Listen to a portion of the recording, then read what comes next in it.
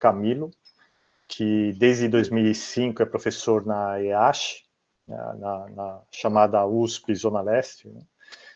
Ele tem experiências em física de plasma, trabalhou com padrões de sistemas convectivos difusos, né, sistemas complexos, análise multifractal, redes complexas, multiagentes e multifractais, que é uma coisa que cai como uma luva aqui no nosso núcleo.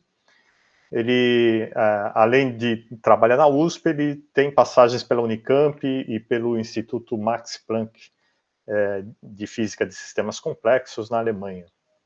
Então, professor Camilo, é um prazer tê-lo aqui, e eu passo a palavra para a sua apresentação, e em seguida a gente vai ter tempo para arguição. Tá ok. Boa tarde para todos. Vou compartilhar a minha janela aqui.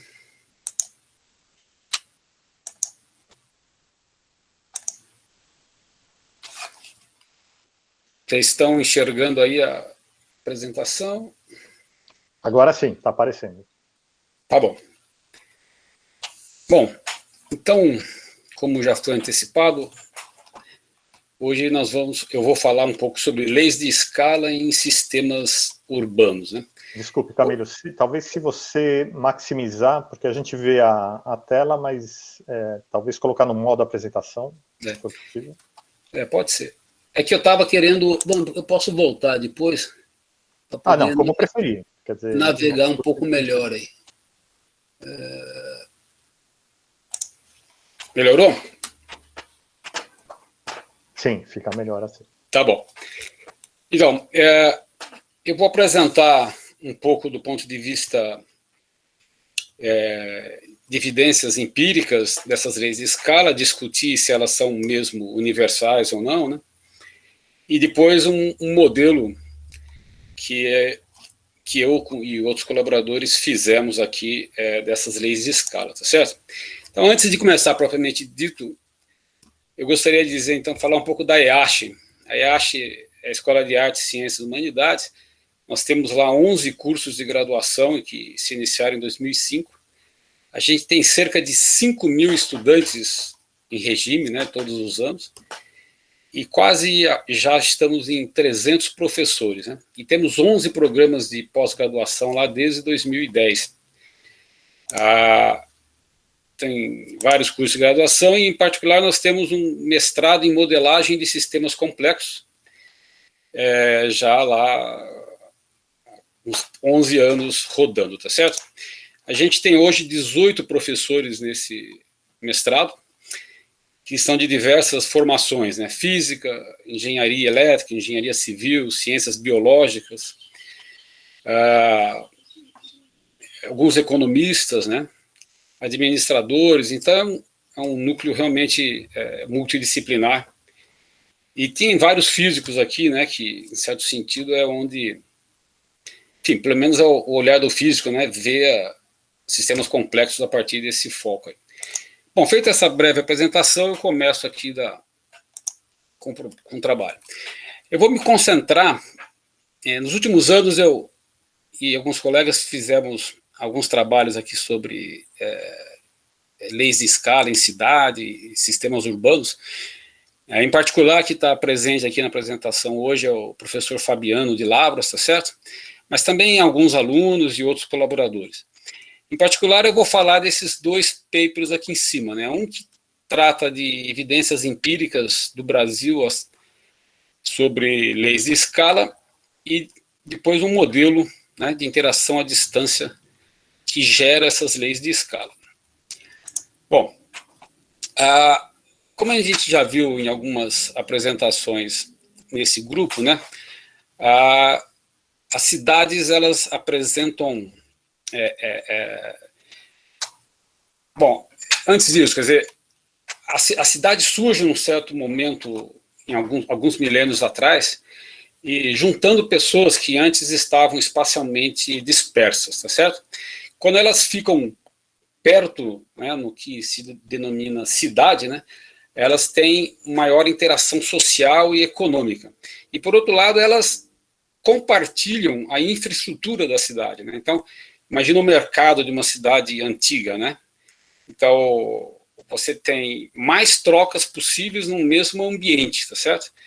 Então, e de uma maneira mais constante, tá certo? Então, essa é talvez o que garante que a cidade continue existindo, né? Hoje, mais da metade da população do mundo vive em cidades, e a tendência é que isso aumente nos próximos anos, tá certo? Tendo tanta gente envolvida e sendo tão importante a produção da cidade, é no mínimo importante que a gente compreenda melhor esses mecanismos de produção da vida na cidade. Muito bem. A ideia, então, é se perguntar, quer dizer, como essas concentrações urbanas afetam essa atividade econômica, né? Como essas concentrações humanas aproveitam melhor essa infraestrutura que as cidades propiciam, tá certo? Existem indícios de que as cidades são incrivelmente semelhantes se você olha ela em diversos momentos da história, né, da humanidade, desde 4.000 anos atrás, por exemplo, mas também em diversas situações geográficas, culturais, né, históricas diferentes. Então parecem existir, vamos chamar assim, leis, né, regras que parecem ditar como essas cidades se organizam, né? Do ponto de vista de um físico, seria legal se nós conseguíssemos encontrar leis, né, de universalidade que ditem como essas cidades funcionam, tá certo? Em particular, tem muito na literatura dados e trabalhos sobre as cidades do primeiro mundo, né? Mas é mais raro, né, a presença de trabalhos, por exemplo, para os países do BRICS, né? Brasil, Rússia, Índia, China e África do Sul, mas isso talvez uns 5, 6 anos atrás. Hoje já é mais comum esse tipo de dado. Bom, uma das coisas que se procura observar nessas variáveis urbanas, né, são as chamadas leis de escalas. Tá certo? Então a gente mede diversas variáveis na cidade, vamos chamar de variáveis urbanas, né? Y. E a gente quer obter, porque empiricamente a gente obtém assim, que essa variável Y, né, escala, né, com o tamanho da cidade como uma lei de potência, né? Então você tem um beta aqui que é esse expoente de scaling. Bom, os estudos empíricos mostram que as chamadas variáveis socioeconômicas, por exemplo, produto interno bruto, número de patentes, mas também número de casos de AIDS e agora de vírus, né, como por exemplo o coronavírus, escalam superlinearmente com o tamanho da cidade. E por superlinear aqui, eu quero dizer que beta nessa lei de potência é maior do que 1.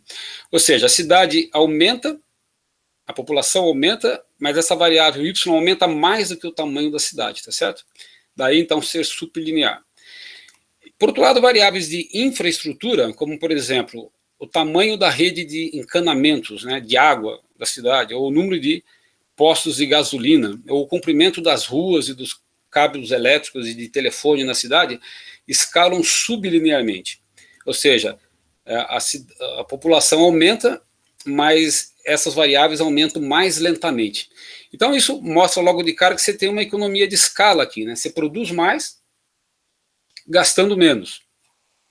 Tá certo? E tem uma terceira classe de variáveis que são chamadas de necessidades individuais, né? Por exemplo, o número de casas, né, que uma cidade tem é meio que uma constante para uma certa cultura, uma certa arranjo socioeconômico, tá certo? Você aumenta o número de pessoas, aumenta o número de casas também. Você não vai pôr necessariamente mais pessoas dentro da casa, né? Ou o consumo de água, né? As pessoas não vão beber mais água porque estão numa cidade do que se não estivessem, tá certo? Pelo menos essa é a ideia, então, das variáveis que escalam linearmente com a população, e nesse caso o beta é igual a 1. Muito bem. E parece haver indícios, né, na literatura de que essa lei de escala é uma constante universal, quer dizer, não uma constante, mas é um comportamento universal no sentido que você obteria em diferentes situações, tá certo? Bom, para estudar isso no Brasil, nós usamos dados do IBGE, tá certo? Mas também dados que as cidades recolhem, né, para o IBGE, não só no censo, né, mas as cidades também recolhem uma porção de dados. E tem também esse conjunto de dados do SNS, né, que é devido a essa política de tratamento de esgoto, né, então as cidades, as empresas que fazem esse tratamento têm que fornecer também dados sobre coleta de esgoto, esse tipo de coisa. Com relação à infraestrutura também, a gente tem dados da OpenStreetMaps, tá certo? Que hoje em dia praticamente se consegue dados do mundo todo, tá certo? Mas também dados econômicos do IPEA. Então a gente conseguiu juntar dados aí de diversas fontes para fazer esse estudo, tá certo? E tem também ainda dados do DataSUS, que enfim, tem suas limitações, seus problemas, mas é bastante amplo, tá certo? Bom, e o que se obtém a partir desses dados aí? Então, qual que é a evidência empírica aqui, ó? Cada ponto cinza aqui é uma cidade brasileira. Então, cada um desses gráficos, eu tenho todas as cidades brasileiras. E eu tenho aqui, no caso, o produto interno bruto de cada cidade e a população da cidade num gráfico log-log. E você vê, primeiro, que se eu usar todas as cidades aqui, eu obtenho um scaling, né, o beta, de 1.04. Mas se eu escolher adequadamente as cidades, esse scaling vai para 1.15. Por outro lado, aqui, se eu pego uma variável que é de infraestrutura, que é o comprimento da rede de ruas da cidade, né, essa variação ainda é mais gritante quando eu utilizo todas as cidades para obter o beta, ou quando eu pego só um conjunto de cidades para obter esse beta. Então, essa é a primeira coisa que aparece empiricamente, né? Se esse comportamento é universal, que diabo tem aqui que escolher a cidade para obter o valor correto, tá certo? Então, é universal, mas não é tanto, tá certo? Essa é a primeira conclusão que a gente obtém olhando os dados empíricos aqui. Bom, e por que eu selecionei aqui um subconjunto de cidades verdes e azuis aqui? A verde e azul é a mesma cidade, no caso, tá certo? É o mesmo conjunto de cidades. Bom, como é que foi selecionado esse conjunto de cidades? Aqui, o que eu tenho? Eu tenho o beta, e aqui a densidade, né, habitantes por quilômetro quadrado daquelas cidades lá.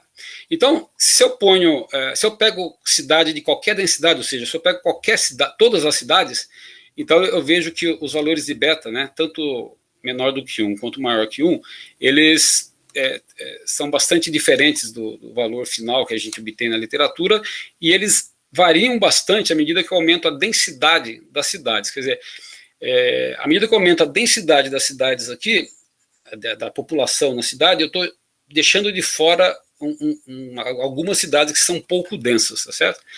E quando eu chego aqui em torno de 1.100 habitantes por quilômetro quadrado, a gente vê que esses coeficientes beta, né, do scaling da lei de potência, ele mais ou menos que se estabiliza, tá certo? Então, essa escolha que a gente fez aqui foi para cidades que tivessem uma densidade, né, maior que 1.100, maior ou igual a 1.100 habitantes por quilômetro quadrado. Né? E você vê que isso não está necessariamente ligado com o tamanho da cidade, né? Então você vê aqui que a menor cidade tinha em torno de 8.000 habitantes, tá certo? Mas tem um monte de cidade que tem 20.000 habitantes que não entram aqui nesse meu scaling, tá certo? Porque não é só o tamanho da cidade que parece... Quer dizer, esse é um recorte, né? A gente fez esse recorte e pegou cidades que tinham uma densidade maior que um certo tamanho. Depois, mais para frente, espero fornecer elementos para apoiar essa escolha, tá certo? Bom, então, a gente tem essas evidências empíricas, e aqui eu tenho talvez 10 ou 12 variáveis aqui, não tem que contar aqui, mas você vê que em azul eu tenho variáveis de infraestrutura, e elas têm várias delas têm um beta menor do que 1. Mas tem variáveis de infraestrutura que tem beta maior do que 1. Então não é tão simples essa afirmação. Essa divisão de variáveis de infraestrutura ou de socioeconômicas, a gente pegou de Bettencourt, tá certo? Então, por exemplo, o número de camas de hospital, ele na verdade escala fortemente com o tamanho da cidade, né? Mas ela é considerada uma variável de infraestrutura. Então, como que isso é possível? Bom, aqui no Brasil a gente tem que grandes cidades como São Paulo, Ribeirão Preto, ou Minas Gerais, Rio de Janeiro, acabam concentrando especialidades médicas, né? E atrai gente de toda a região para fazer o tratamento lá, né? Então, por uma particularidade do Brasil, do desenvolvimento socioeconômico, vamos dizer assim, o número de leitos de hospital no Brasil é super linear. Mas, por outro lado, postos de saúde e unidades de saúde de menor especialidade, olha, elas escalam linearmente no Brasil, né? E em vermelho você tem as variáveis que são de serviços individuais, vamos dizer assim, né? Então elas deviam escalar linearmente. E algumas variáveis aqui em verde que são as super lineares. Então, a conclusão da análise empírica é que existe, de fato, aparentemente, um comportamento de power law nos dados empíricos, mas não é tão simples assim, né? Quer dizer, esse scaling está determinado historicamente em alguma medida, né? E culturalmente também em alguma medida. Então isso lança uma outra questão que está na literatura. Será que essa divergência, vamos chamar assim, né, da sublinear e superlinear, não é um fenômeno transiente, por exemplo, da cidade? Então, esse debate ainda está aberto aí na literatura, tá certo? Embora exista evidência desse scaling ter essa divisão, tá certo? Muito bem. Uma vez que a gente apresentou aqui algumas evidências empíricas do que a gente obtém no Brasil, né, para um conjunto, no paper aqui a gente tem acho que 60 variáveis, se eu não estou enganado, a gente estudou o scaling, né? Então aqui é apenas um recorte do resultado empírico que a gente obteve. Bom, uma vez que a gente tem esse resultado empírico então para o Brasil, a gente tentou fazer, na verdade a ordem foi ao contrário, né? Primeiro fizemos um modelo e depois esse estudo empírico aqui. Mas aí a ideia era obter um modelo para as leis de escalas em cidades, né? E aí tem duas partes, né? Tem o scaling de variáveis socioeconômicas e o scaling de variáveis de infraestrutura. Eu vou ser bem rápido aqui na parte matemática, depois, se vocês quiserem, a gente pode voltar a isso, né? Porque eu quero discutir os resultados do modelo, tá certo? Então, a gente assume que dois indivíduos, né, J e I, eles interagem socioeconomicamente com uma força ou com uma intensidade que é proporcional, né, ou é igual a 1 sobre R elevado a lambda. Tá certo? Aqui o R é maior do que o mínimo, porque o R não pode ser zero, que vai ter uma divergência, tá certo? Então, isso aqui é para acabar com essas divergências. A gente pode pensar que R0 aí é o raio de uma residência, né? E a pessoa vai interagir fora da sua residência, vamos dizer assim, tá certo? Mas, no fundo, é para tirar a divergência de 1 sobre R aqui, tá bom? Então, quanto maior a distância de I dos indivíduos I e J, mais fraca é a interação entre eles, tá certo? E tem o gama aqui, né? Quer dizer, se gama vai para zero, tá certo? Eu vou ter 1 sobre 1, ou seja, a interação é a mesma qualquer que seja a distância, tá certo? Mas quanto maior o gama, mais fraca é essa interação com a distância, mais rapidamente ela cai, tá certo? Muito bem. Aí eu posso definir o estímulo socioeconômico que um indivíduo tem, que é a soma, né, da interação dele com todos os outros habitantes da cidade. E eu posso definir o estímulo socioeconômico da cidade como um todo, né, que então é a soma do estímulo, né, que todos os indivíduos recebem dos outros indivíduos. Bom, nesse ponto a gente tem que lembrar que a cidade ela não tem uma distribuição homogênea da população, tá certo? Então aqui é a cidade de Besançon, na França, e aqui você tem a densidade de habitações nessa cidade, né? Então o que você tem aqui, ó? Você vê que tem regiões que têm alta densidade de construções e, portanto, de habitação, tá certo? Ou de atividade econômica, se quisesse pensar assim, e outras que são fracamente povoadas ou tem pouca atividade econômica. Então, isso aqui se chama de uma distribuição fractal dessa população e dessa atividade socioeconômica. Né? Se eu tivesse uma distribuição uniforme de população, então a interação ocorreria uniformemente, né? Mas ela ocorre só uma fração dessa superfície, daí a gente chama isso de uma cidade fractal, tá certo? Bom, se você pegar na literatura, você vê que as cidades têm dimensão fractal que pode variar aí de 1.3 a 1.9 ou 2. Então, cidades que são densamente povoadas e quase homogeneamente povoadas e outras que são bem esparsamente povoadas, tá certo? Então, a densidade ela é fractal empírica, por uma evidência empírica, tá certo? Muito bem.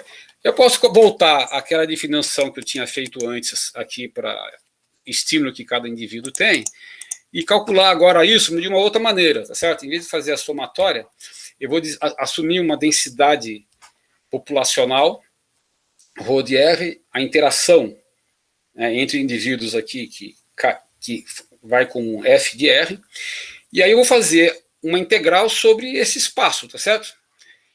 Se eu estou numa superfície aqui, né, esse D aqui é 2, tá certo? Agora, o número de indivíduos, a densidade, né, o número de indivíduos pela área, que pode ser colocado em termos da densidade da área do suporte, vamos dizer assim, e da área efetivamente, quer dizer, não é a área aqui, é R, né, mas você tem aqui uma dimensão, que é a dimensão do suporte, e um DF, que é a dimensão fractal da cidade. Bom, e aí o D de R é simplesmente esse elemento de...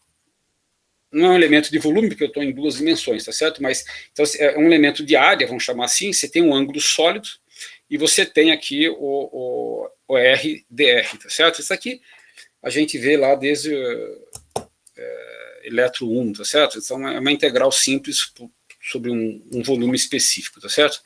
Bom, fazendo essa integral, é muito simples perceber que essa interação, esse estímulo que um indivíduo recebe, tem um termo que escala com N e esse coeficiente, então 1 menos gama df, mais uma constante. Veja que tanto gama como df são valores que eu posso medir empiricamente, tá certo? Eu posso estimar gama como sendo a velocidade ou a rapidez com que cai a interação entre indivíduos numa cidade. Posso fazer conjecturas sobre isso.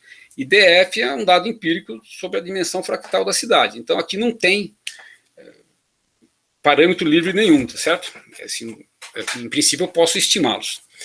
Tem uma faixa de valores para ele. Bom, então, acabei de ver aqui, o estímulo que o indivíduo recebe vai escalar com N dessa maneira. E o estímulo total que a cidade produz, né, devido às interações de seus agentes, é simplesmente essa integral em N mais uma vez, tá certo? Então, o que você tem aqui? Você tem que, vai ter um termo aqui, que agora eu chamei de beta SE, que é 2 menos gama sobre df, e um termo que é linear em N aqui, para o estímulo que a cidade produz em seus indivíduos para trocas econômicas, certo? Bom, esse beta SE é o coeficiente de scaling para atividades socioeconômicas, tá certo? Bom, então, o que essa expressão nos diz é que o estímulo total é um power law, tá certo? Do tamanho da população. Muito bem. Vamos olhar agora quanto vale esses valores aí, tá certo? Se gama sobre DF é maior do que 1, significando que eu tenho interações de curto alcance, ou seja, os indivíduos interagem apenas com o seu bairro, com seus vizinhos, tá certo? Então, esse gama sobre DF é maior do que 1, tá certo? Por outro lado, se o gama cai se a interação cai, se a força da interação cai lentamente, né, esse gama sobre DF é menor do que 1, e eu estou num regime em que os indivíduos interagem a grande distância. Então, agora a pergunta é, eu fiz um modelo, propus uma interação entre os agentes que dependem da distância, e o que acontece na cidade agora? Eles interagem localmente ou eles interagem em longo alcance? Né? Quais são as implicações desses dois regimes que as nossas contas apresentam, tá certo? Bom, então assim, no regime de interação de curto alcance, né, gama sobre DF maior que 1, o estímulo total da cidade vai escalar predominantemente de maneira linear, tá certo? Então aqui, ó, o termo que prevalece é C2N, tá certo? Se gama sobre DF é maior do que 1. Por outro lado, se os indivíduos interagem na cidade, ou seja, tem uma interação de longo alcance, tá certo? Ou seja, se a cidade realmente é uma cidade, se ela é um organismo, né? Não é um conjunto de pessoas isoladas, são pessoas que interagem, né? Essa que pode ser pensada como uma definição de cidade. Então, o que acontece? Você interage não somente com... quer dizer, aqui embaixo, né, quando o gama sobre DF é menor do que 1, eu tenho interações de longo alcance, e em vez de ter apenas interações locais, eu tenho interações de longo alcance, e aí o termo que predomina no estímulo total que a cidade fornece para as interações socioeconômicas, escala como N beta SE, onde esse beta SE, né, você pode obter diretamente daqui, né, quando gama DF é menor do que 1, beta SE vai ser maior do que 1, tá certo? Então, eu tenho o regime de longo alcance, de curto alcance, e no regime de longo alcance eu tenho alguma coisa que escala da maneira que eu gostaria, né? No curto alcance, escalaria linearmente, não é o que eu obtenho empiricamente. Mas quando eu tenho interação de longo alcance, então eu obtenho um scaling que é superlinear, tá certo? Que é compatível com a nossa evidência empírica, tá certo? Bom, só para mostrar mais alguns dados aqui, quando esse paper foi feito, a gente não tinha os dados para cidades brasileiras, né? Então, o que você tem aqui que o beta de socioeconômico, né, para França, Espanha e Alemanha, varia aí entre 1.2, 1.13 e 1.17, tá certo? E o beta de infraestrutura, que a gente vai falar daqui a pouco, que é o número de padarias, o número de postos de gasolina, o número de hospitais, esse tipo de coisa, né? Escala para essas cidades, para esses países, sublinearmente, tá certo? Com um beta menor do que 1. E uma coisa que a gente tem da literatura também é que a soma de beta infraestrutura e beta de socioeconômico dá alguma coisa próximo de 1. Tá certo? Desculpa, próximo de 2. Veja que isso aqui são dados empíricos, tá certo? Que estavam presentes na literatura anos antes do modelo que nós propusemos, tá certo? Então a gente tinha lá que o beta socioeconômico escalava superlinearmente e o de infraestrutura sublinearmente. Muito bem. Bom, então o que nós temos até aqui, né? Que se as cidades apresentam um comportamento superlinear, né? Então os indivíduos ou as regiões da cidade devem poder interagir entre si, tá certo? É uma cidade que não está segmentada, né? Ela é um todo orgânico que vai interagir de maneira produtiva, né? Em outras palavras, né, a cidade se comporta como um todo. Agora, o contrário, né, se você tem uma cidade que é isolada em regiões que não se comunicam, então você vai ter o que a produção socioeconômica seria linear com o tamanho da cidade, tá certo? Bom, existem várias evidências na literatura, né, apontando que as cidades, quando podem interagir a longa distância, vão apresentar esse scaling superlinear. Então, um caso famoso é o de Medellín, na Colômbia, tá certo? Então, a cidade era muito separada em pedaços, devido ao tráfico de drogas e todo aquele problema da década de 80, né? E a partir do momento que aquilo foi, de certa forma, controlado e a cidade começou a ser integrada, né? Então, ela deixou de funcionar como ilhas, né, como bairros que eram isolados, e começou a produzir maior riqueza socioeconômica, né? E isso, no caso de Medellín, foi feito por aqueles teleféricos, né, que ligavam os morros à parte central da cidade e aos bairros mais nobres, né? Então, é um exemplo apontado na literatura de como a integração da cidade para trabalhar como um todo coerente, né, promove o crescimento e aumento da produtividade, né? Então, isso é compatível com essa abordagem que nós estamos colocando aqui. Muito bem. Agora, eu falei das variáveis que são socioeconômicas, né, que tem um scaling superlinear. Mas agora eu precisaria mostrar o scaling da infraestrutura, que deve ser sublinear, tá certo? Então, aqui, eu não vou entrar em detalhes, acho que não vale a pena, mas a ideia aqui é olhar como que a cidade, né, produz um certo bem. Por exemplo, o total de pães que a cidade produz, tá certo? Então, isso é a soma do consumo de todos os indivíduos, tá certo? E esse indivíduo consome pães de uma maneira similar ao da interação anterior, quer dizer, ele vai interagir mais fortemente com aquilo que está próximo dele. Então, aqui eu tenho, por exemplo, P padarias, né? E quanto mais próximo, quanto maior a interação dele com essa padaria, mais ele vai suprir as necessidades deles dessa padaria que está mais perto, certo? E aí você obtém a produção total de um certo bem, por exemplo, pão, né, nessa cidade, com a soma desses consumos individuais. Bom, a soma total, então, do bem é simplesmente essa somatória, e essa somatória aqui pode ser colocada em termos daquela integral que a gente já viu, tá certo? E, enfim, passando rápido aqui, o que a gente obtém, como a quantidade de pães é uma variável que escala linearmente, né? Porque as pessoas não vão comer mais pão porque estão na cidade, né? Come um pão para saciar a fome. Então, assumindo isso, a gente obtém que o beta da infraestrutura varia, é dado por gama sobre df. De novo, para enfatizar aqui, gama é a interação entre os agentes,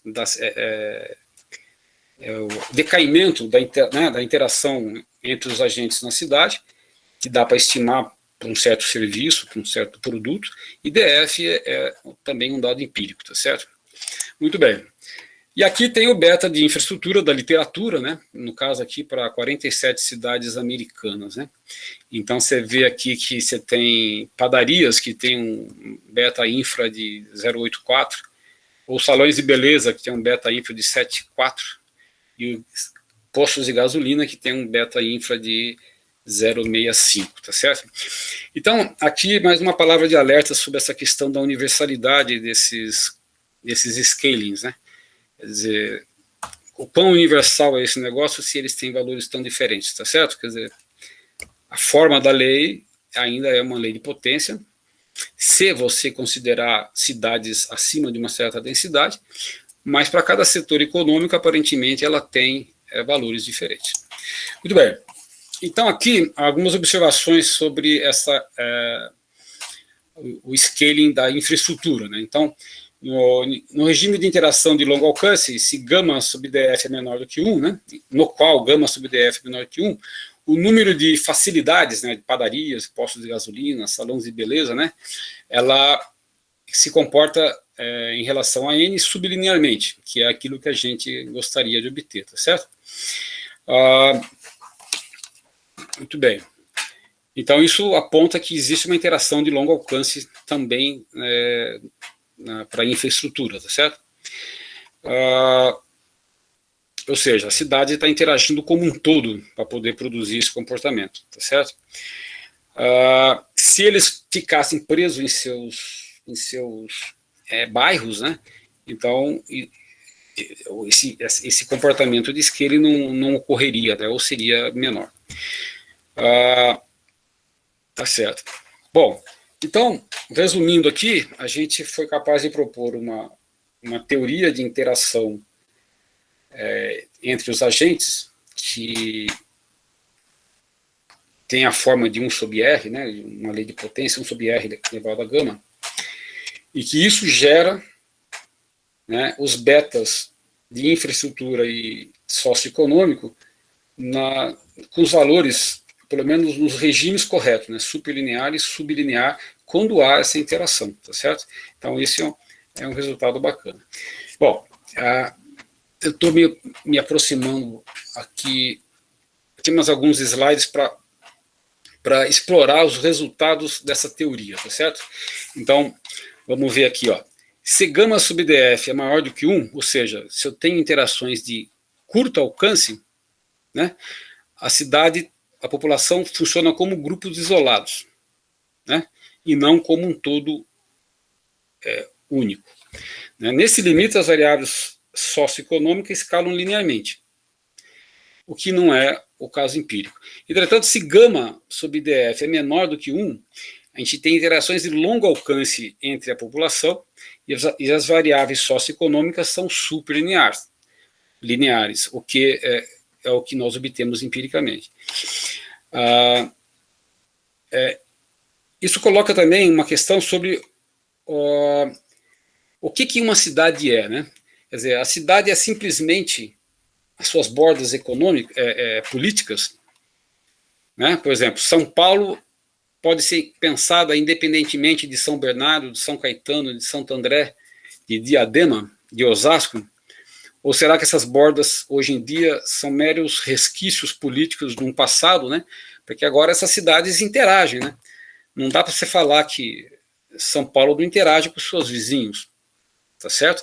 Então, para você conseguir os scalings adequados, muito se fala também em não fazer o scaling pela cidade política, né, mas pela cidade funcional, que é esse todo urbano que as grandes cidades hoje têm, tá certo? Então, o que define essas cidades, né, seria o quê? Essa população interagente, né, que na literatura é chamado de cidades funcionais, o que coloca uma certa dificuldade adicional na análise de dado empírico, né? Porque você tem que agregar esses fatos, esses dados que estão separados por divisões políticas, né? Bom, outra coisa que um resultado interessante também dessa abordagem é que a gente tem uma dependência explícita dos coeficientes beta da razão gama sobre df, que, como eu já falei algumas vezes, são, em princípio, mensuráveis, tá certo? Então, eu tenho aqui o beta socioeconômico, 2 menos gama sobre df, e o beta info, gama sobre df, tá certo? Então, esses valores aqui já estavam na literatura, tá certo? Mas a gente obtém ele independentemente por uma outra teoria, tá certo? Então, a gente chega no mesmo resultado que já estava na literatura antes, né? Obtém a mesma fórmula muito oportunamente. Outra coisa que está na literatura é que a soma de B socioeconômico e B infra dá algo em próximo de 2. E do nosso modelo isso sai explicitamente, tá certo? Beta SE mais beta infra é igual a 2. Quer dizer, isso estava na literatura antes do nosso trabalho, mas a gente propõe aí uma maneira independente de obter esse beta mais beta infra igual a 2. Além disso, a gente sabe que esses betas socioeconômico e infra não são exatamente iguais para todos os setores econômicos, tá certo? A gente viu que padaria, postos de gasolina, salão de beleza tem betas infra diferente. Mas aqui, se você trata uniformemente, teria que ser o mesmo, né? Bom, se você mantém aqui os termos gama infra e gama SE como sendo diferentes em princípio, tá certo? Você pode obter essa flutuação em beta, da soma dos betas, né? Essa flutuação em torno de 2. Porque agora, dependendo dos setores, ainda aqui eu estou dividindo apenas em um gama infra e um gama socioeconômico. Não estou nem falando aqui que eu tenho gamas infras diferentes para diferentes setores. Mas já nesse nível de generalização, a gente consegue explicar por que essa soma pode ser diferente de 2, né? Ele pode ter uma flutuação que vai depender de cidade para cidade, por exemplo, tá certo? Muito bem. Outros resultados interessantes aqui. Bom, já falei um pouco antes, mas repito aqui, né, que diferentes setores de infraestruturas podem ter diferentes expoentes de scaling, tá certo? Então, da literatura, padarias, postos de gasolina tem betas diferentes, tá certo? Então, esse modelo permite pensar, né, por que essa coisa ocorre, né? Uma vez que claramente você vai na padaria a pé, em geral, no Brasil, enquanto você vai de carro no posto de gasolina, né? Então você certamente está disposto a andar mais quando vai encher o seu tanque de gasolina e disposto a andar menos quando vai comprar pão de manhã ou à noite. Tá certo? Então esse modelo ajuda a entender essas flutuações também. Isso, enfim, e aí a gente pode associar essas diferenças do beta para diferentes setores com a diferença no gama dos diversos setores, onde esse gama então dá a decaimento da interação dos agentes, tá certo? Então é bastante razoável, intuitivo e assim, aceitável, né, que o gama da interação de diferentes setores seja diferente, tá certo? Se você colocar aqui pizzaria delivery, por exemplo, e um monte de negócios que hoje se faz pela internet, então a distância espacial cada vez mais bom, depende do setor, né, mas tende a ficar menos importante, tá certo? Uma vez que os produtos chegam na sua casa por uma rede de distribuição que não envolve um custo diretamente associado à distância, tá certo? Muito bem. E, praticamente terminando, o desenvolvimento de uma cidade para o bem está associado ao aumento das atividades socioeconômicas, né? Então, é nisso que a gente pensa que uma cidade é boa, né? Que ela produz mais riqueza, com maior produtividade, tá certo? E com decréscimo da infraestrutura, né? E para isso acontecer, você tem que ter uma menor razão para a gama sob DF, para um melhor desenvolvimento da cidade. Aí você vai dizer, não, mas nesse caso eu vou estar adensando muito a cidade.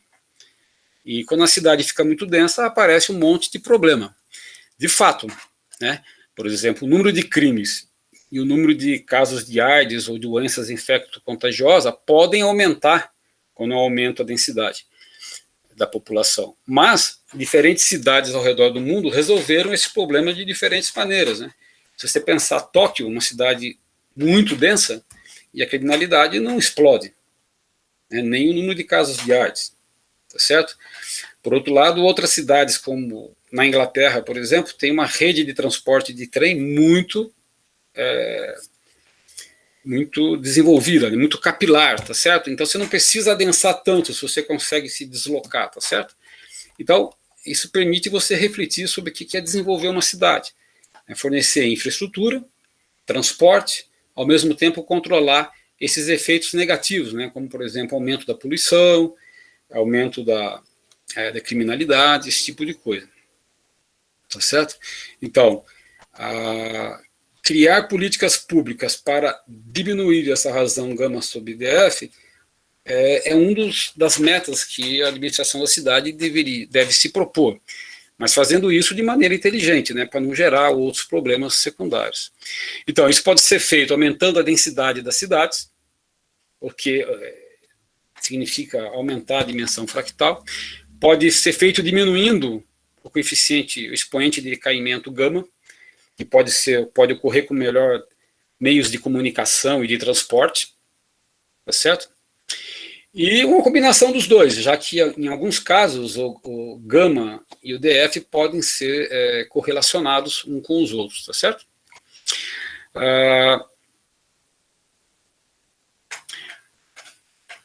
Então esse modelo permitiu a gente explicar, num certo sentido, várias evidências e várias observações antigas da literatura de uma maneira, vamos dizer, mais geral, né? Mais generalizada, de modo que agora a gente consegue interpretar como que a gente pode intervir pensando nesses gamas e DFs, por exemplo, certo? Bom, é isso que eu teria para falar por enquanto. Acho que podemos abrir aí a pergunta, se houver. Camilo, muito obrigado pela palestra, muito interessante. Uma exposição bem clara do modelo que vocês desenvolveram. Então, vou abrir para perguntas. Quem tiver pergunta pode abrir o áudio e perguntar, por favor.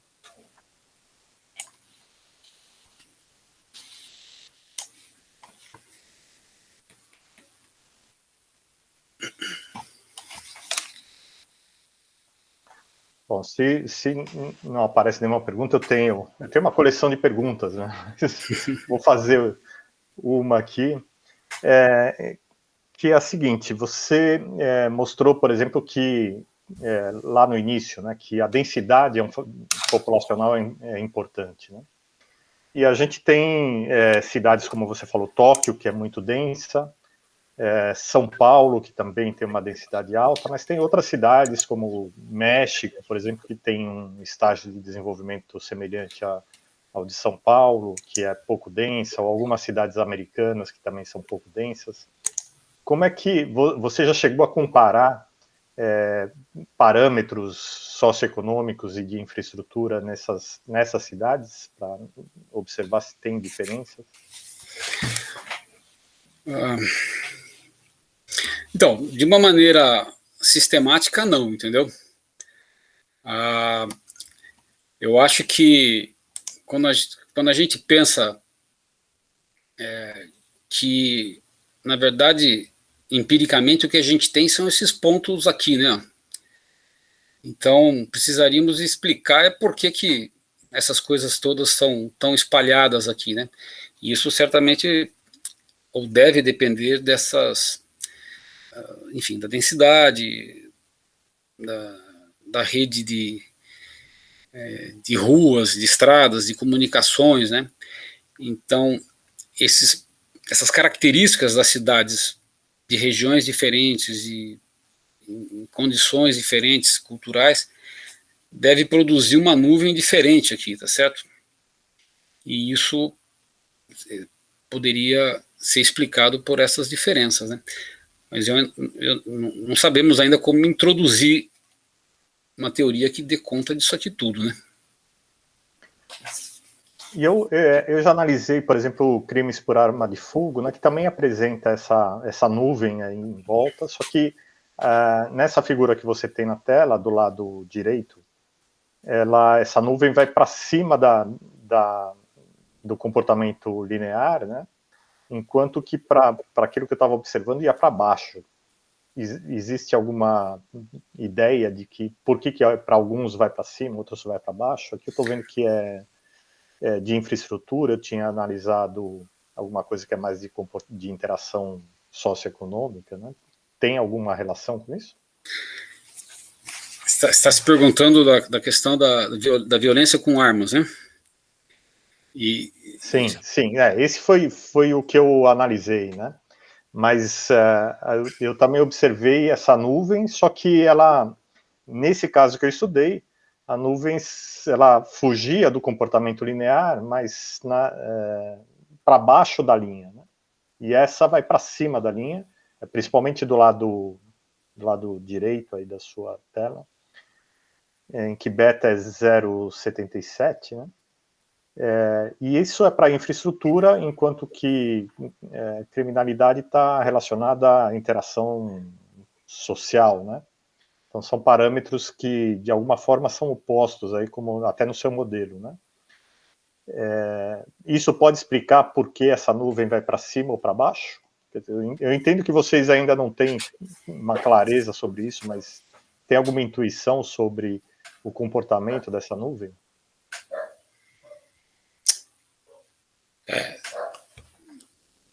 Não, eu não tenho não, viu? Assim, se a gente pegar uma cidade em particular e olhar, enfim, as características dela, talvez a gente obtenha, né? Mas obter uma resposta geral para esse comportamento, para ser honesto, assim, mas é uma conjectura, né? Se você pega um trabalho do ano passado do Bittencourt, por exemplo, que se você fizer um histograma do tamanho das cidades, certo?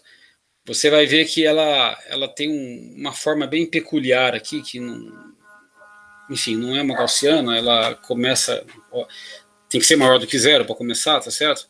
Então ela é mais concentrada à esquerda do que à direita. E o Bittencourt, por um argumento de dinâmica estocástica, ou seja, assumindo que a interação dos agentes, portanto, é estocástica, né? Ele consegue descrever aquela PDF, ou seja, empírica, né? Agora, aquela PDF, ou seja, aquela distribuição de tamanhos e cidade gera essa nuvem, né? E ele gera aquela PDF. Então eu imagino que um argumento de dinâmica estocástica para as interações possa descrever, em alguma medida, essa nuvem. Eu não digo sobre o caso particular da violência com armas de fogo, né, que era para ser superlinear e você obteve sub, né? Aí eu não sei o que ocorreu não, mas em princípio existem algumas tentativas de explicar essa nuvem, por exemplo, com essa abordagem de uma dinâmica estocástica. É um paper do ano passado, eu posso passar depois para vocês aí, é muito bacana. Eu agradeço. Muito obrigado pela resposta. Mais alguma pergunta? Alguém tem pergunta a fazer? Só um rápido comentário, Ayrton, em relação até ao que você mencionou, só desligar abrir minha câmera, que talvez especificamente no caso de crimes aí com armas de fogo, talvez seja natural esse decaimento, né? Porque acho que ele tem dois aspectos. Primeiro, claro que tem questões locais aí, né? A gente vê, pelo menos no Brasil aí, eu não tenho acompanhado, mas no passado aí tinha algumas cidades pequenas com índice de criminalidade per capita até maiores, né, do que São Paulo, por exemplo, né? Então tem essa questão, mas talvez tem um outro aspecto também que tem a ver com a própria, acho que tem alguns fatores socioeconômicos, né? Então, quer dizer, se fatores socioeconômicos, enfim, cidades com condições socioeconômicas maiores, me parece, pelo menos isso aí eu estou falando de estudos muito básicos que uns alunos meus fizeram, o que a gente percebeu é que é uma relação negativa, né, entre indicadores socioeconômicos e violência. Então, nesse sentido, talvez fosse explicado, né, essa relação sublinear mais acentuada, não seria? Ou eu estou falando uma grande bobagem? Não, acho que pode ser, né? Essa é uma observação que eu fiz analisando essas coisas de crimes, né? E aí, quando eu vi essa figura que está na tela, eu achei interessante, porque a curvatura dela, né, essa nuvem cinza, ela vai para baixo e não para cima, como está essa aí. É uma coisa interessante, né? Mas, por outro lado, aqui nessa figura está um dado de infraestrutura, né? E o outro é um dado social, então, socioeconômico. Pode ter fatores como esse que você falou, né? Das questões socioeconômicas que interferem. Né? É claro que essas coisas são complexas, né? A gente pode tirar leis gerais, mas entender exatamente qual é a dinâmica deve ser muito difícil mesmo.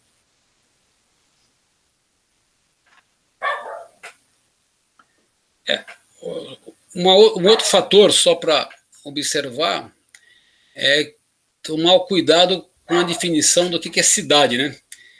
No seguinte sentido, quer dizer, o crime se interage, enfim, como é que ele interage, né? Qual que é o gama que ele impõe, né? Ele é local, de interação local, ou é uma coisa que interage a longa distância, entendeu? Então, quer dizer, apesar dele ser uma variável socioeconômica, a gente tem que ver como esse crime em particular está ocorrendo, né?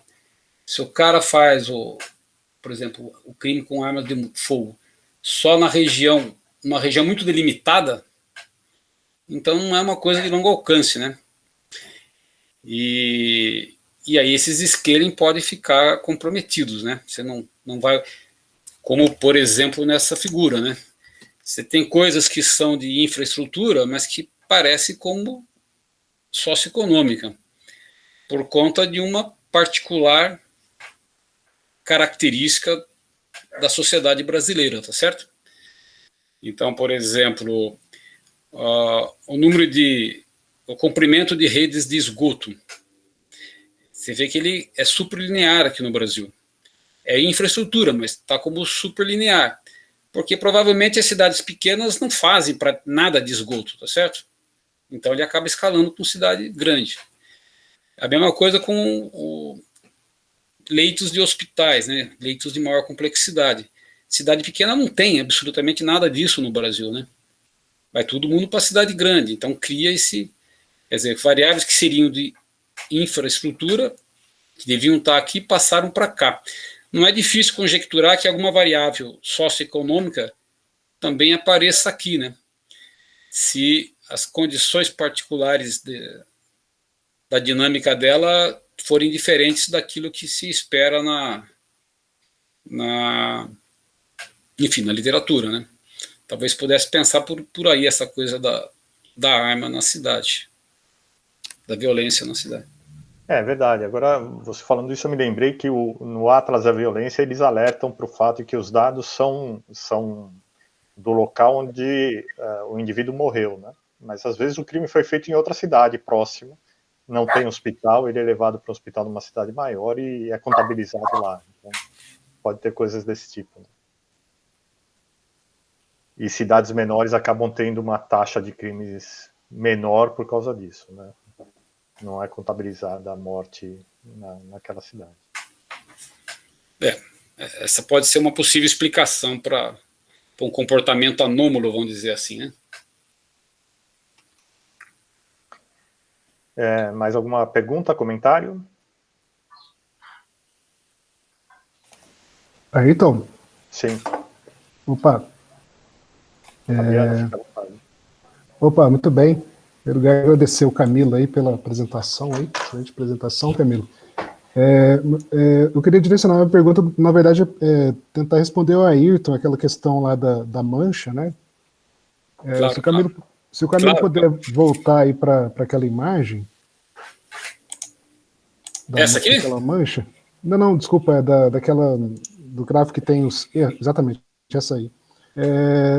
Eu posso estar errado, mas eu tenho a impressão de que quando você faz essa linha cinza aí, é claro, né, essa linha capta a tendência dos pontos cinzas, mas na verdade eu acho que foge do que a gente está querendo analisar, que é o scaling. O scaling urbano, ele só começa a ser evidente, ou melhor, né, ele somente faz sentido se você analisa cidades com um tamanho suficientemente grande, né? Então, quando você coloca todas as cidades do sistema, ou seja, você pega vilas de 1.000 habitantes, né, cidades pequenas de 10 mil habitantes, então, claro, você pode traçar uma reta ali, né, mas eu pergunto se faz sentido. Eu acho que não. Né? Então, essa linha cinza aí, e aí, indo na pergunta do Ayrton, né, se está mais para cima ou mais para baixo, Na verdade, na minha opinião, eu acho que não faz sentido. Só faz sentido em termos de scaling essa linha azul ou a verde. Certo? Porque aí sim você tem cidades com densidade suficientemente grande que vai permitir você abordar o sistema a partir dessas leis de escala, né? A reta cinza aí, ao meu ver, é só uma referência aí, né, para mostrar o que dá quando eu coloco todas as cidades, mas eu acho que não... Se essa reta cinza está mais para cima no começo ou mais para baixo, sinceramente eu acho que não faz sentido, porque eu estou analisando cidades que ainda não é possível observar o scaling, né? Isso. Só para concluir, Fabiano, complementar. Então, quando a cidade tem uma certa densidade ou um certo tamanho mínimo, é que o scaling faz sentido. Então, eu diria que essas curvas cinza aqui, na verdade, são um lembrete para nos avisar que a nossa teoria é parcial. É uma teoria, né, para cidades de certo tamanho, que tem um mínimo de interação social, né, um mínimo de densidade. Para o resto, precisamos de uma outra teoria. Então é isso, você tem razão. Não é de espantar que esses pontos não estejam com scaling, mas é um lembrete que a teoria está incompleta, né? Perfeito, eu concordo. A justificativa parece bem razoável. Bom, enquanto não aparecem pessoas para perguntar, eu vou perguntando. Eu quero fazer uma pergunta. O Enio quer perguntar. Vai lá, Enio. Professor Camilo, parabéns pela apresentação, também gostei bastante. Vou pedir a gentileza de colocar no seu último slide sobre as conclusões futuras. Eu acho que um dos grandes desafios das questões da complexidade tem a ver com ela ser propositiva. Eu vejo que todas as análises sempre estão muito focadas em explicar o status quo e por que a gente chegou até lá, e algumas ideias apenas sobre como utilizar esse conhecimento para a gente fazer coisas propositivas. Eu vi que nas alternativas, né, uma que você coloca aqui como aumentar a densidade das cidades, né, e, por exemplo, na questão de mudar os expoentes que decaem, né, que tipo de estratégia. Então, minha pergunta é nesse sentido, se vocês pensaram como usar determinadas ferramentas, quer dizer, como transformar essas ideias em algo que possa ser usado como política pública efetivamente, né? Só dizer, digamos, talvez mudar a densidade, tem uma estratégia que a gente pode usar, quer dizer, como isso poderia ser usado como uma ferramenta para os governos, por exemplo? Bom, tem também um trabalho de Bettencourt, né, que é uma referência nessa área, em que ele faz a análise de regiões pobres, né, ou pouco servidas pelo Estado, de diversas cidades no mundo, né? Então ele pega uma imagem de satélite ou do Google Maps, agora não tenho certeza, e ele mostra que aquela região é de difícil acesso, né? Por exemplo, para um caminhão de bombeiro, por exemplo, para uma ambulância que vai atender lá. E isso impacta exatamente nesse gama, né? Se você tem regiões da cidade que são proibidas, você tem menor mobilidade, né? A interação não pode ir naquela região. Eu imagino, eu não conheço muito bem o Rio de Janeiro, então tomo cuidado para falar sobre isso, mas se você não pode ir em certas regiões porque ele é dominado por milícia, ou porque o carro simplesmente não chega lá, você diminui a produção socioeconômica lá, né? Então, começa por você, quer dizer, em vez de pôr a favela para baixo e fazer uma política de terra arrasada, que não vai funcionar, né? Não tem como fazer isso, não tem nem dinheiro para fazer isso nessa escala, mas se você melhora a acessibilidade, portanto, com uma intervenção muito mais pontual, e permite que qualquer um entre e saia lá, portanto, com uma política pública de segurança, você automaticamente está, segundo essa teoria, melhorando a produção socioeconômica, né? Está melhorando a qualidade de vida, a riqueza produzida lá.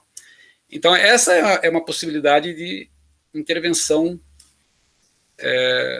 do poder público na cidade. Melhorar a segurança, melhorar o transporte. acabar com essas ilhas de isolamento, né? Então, isso permite você melhorar a qualidade de vida, enfim, no geral, da população. É claro que a cidade é muito desigual, né? Alguns se apropriam mais da riqueza do que outros, mas isolar alguns não é a solução, a gente sabe, né? Para a riqueza ser mais amplamente acessível e produzida, você tem que ter essa interação mais livre. O caso de Medellín aponta nessa direção, né? Eu acho que em São Paulo tem essas favelas, por exemplo, essas comunidades que estão isoladas, né?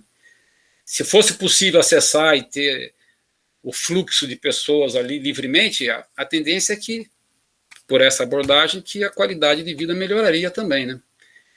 Essa é uma possibilidade. Será que a gente teria, por exemplo, desenvolvendo nessa linha da acessibilidade, né? A gente sabe, né? Isso é algo que talvez não precisasse do estudo, mas será que o estudo poderia nos mostrar o tipo de acesso, o tamanho do acesso, né? Ou dar algum guideline para que a ação fosse mais específica, certeira? Então, essa abordagem que nós fizemos aqui, ela é, vamos dizer, de equilíbrio, né? Ela não tem dinâmica alguma.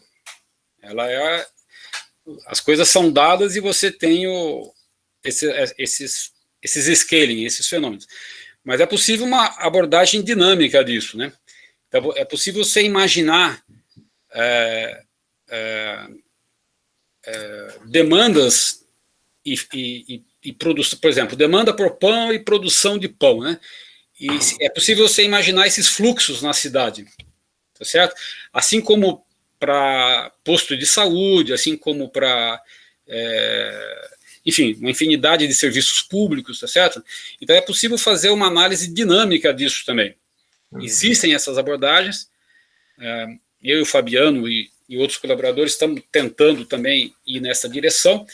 Por exemplo, permitiria criar um portal que um empreendedor poderia escolher o melhor local para instalar, um exemplo qualquer, um novo supermercado, uma nova padaria, um novo estacionamento, que também pode ser um serviço público, quer dizer, público ou privado, né?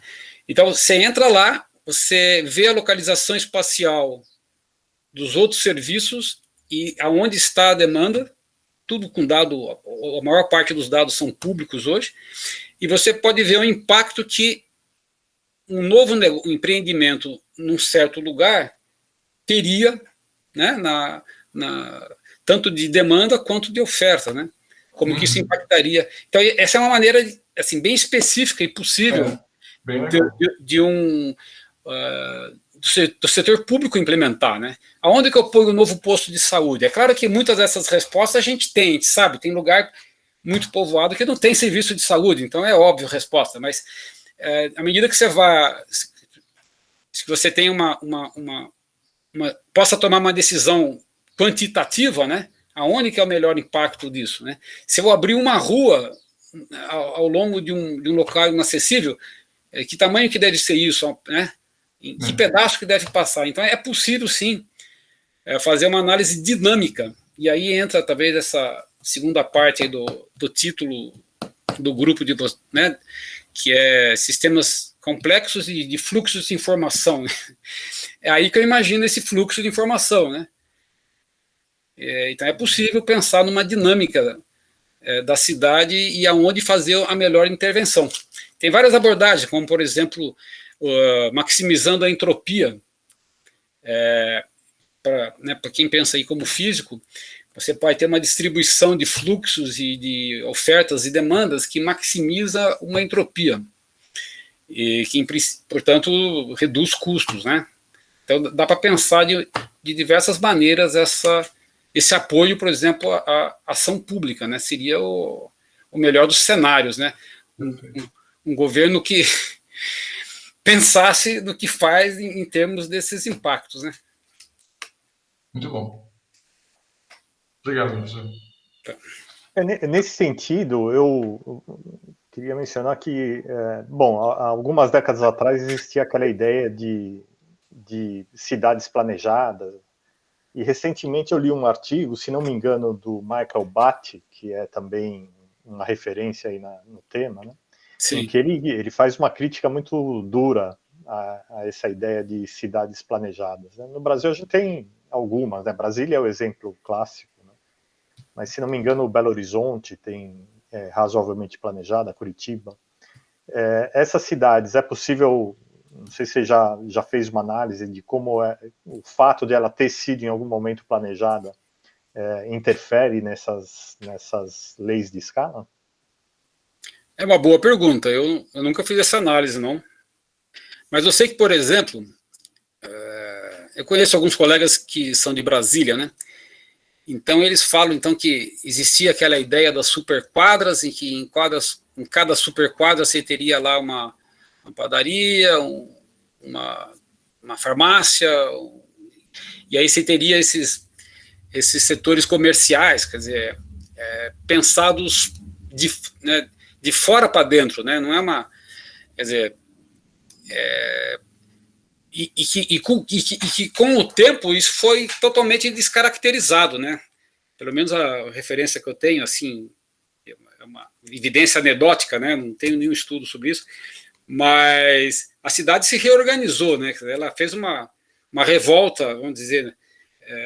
Organizar as superquadras com esses serviços não funciona. Precisamos fazer diferente. E aí foram quebrando aquelas proposições originais, né? De onde pôr comércio, esse tipo de coisa, né? Isso para falar só do bloco central, né? Porque depois que ela sai daquele bloco planejado, aí é outra cidade, né? Aí é uma cidade de verdade, né? Exatamente. Mas é interessante isso, né? Quer dizer que organicamente a cidade cresce e destrói qualquer planejamento puramente racional que não leve em conta toda a complexidade da evolução da cidade mesmo, né? Para citar o Fabiano, que está aqui, pode dizer melhor do que eu, né? Na verdade, a gente está... ele costuma dizer, bom, ele pode dizer, mas nós estamos vendo surgir uma ciência das cidades, né? Imagina que a gente está numa época, sei lá, fazendo ainda uma termodinâmica e vem vindo aí uma física estatística da coisa, né?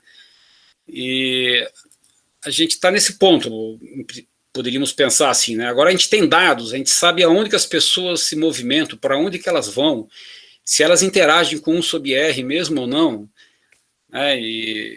Então, quer dizer, o problema não era que as cidades foram planejadas, né? É que elas foram mal planejadas, a gente pode dizer hoje, tá certo? Se a gente conhece melhor essa ciência da cidade, talvez possamos propor uma cidade planejada, mas no bom sentido, né? Sem violentar as decisões, vamos chamar assim, sociais da cidade, né? Legal. Gostei dessa frase. Fabiano que veio com essa, viu? Pode falar, Fabiano. Sem violentar as leis naturais da cidade, né? É isso aí.